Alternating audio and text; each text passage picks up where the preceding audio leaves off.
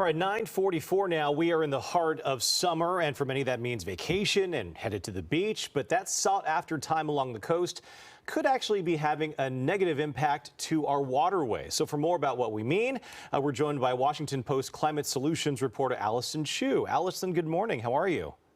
Good morning. How are you? I'm doing great. Let's talk about that because many people obviously at the beach for the summer, but how bad of an impact are we seeing right now along the beaches?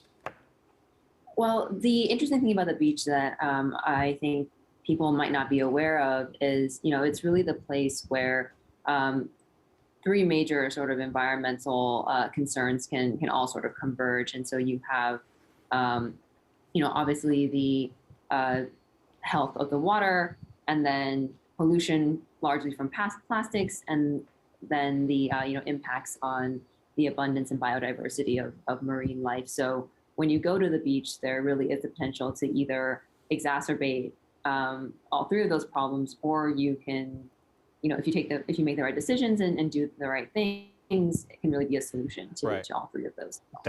Right. And we're not just talking about, trash at the beach. I mean, there's many ways, and you wrote this in your Post article, people can have a positive and negative impact for people that are away from the water as well. So what are some of those examples that you mentioned?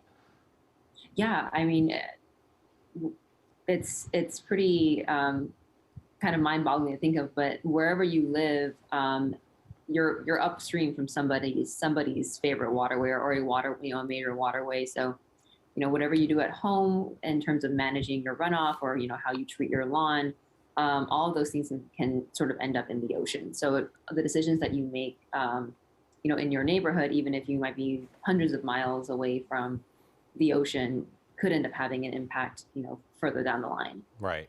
And then one thing I do want to talk about, Allyson, is about, sunscreen. And you mentioned this in your article as well. Obviously we need to protect ourselves from the sun's damaging effects. But what kind of sunscreen do we need to be aware of, that won't harm the waters? I know there's some sunscreen that says reef friendly, but what does that really mean?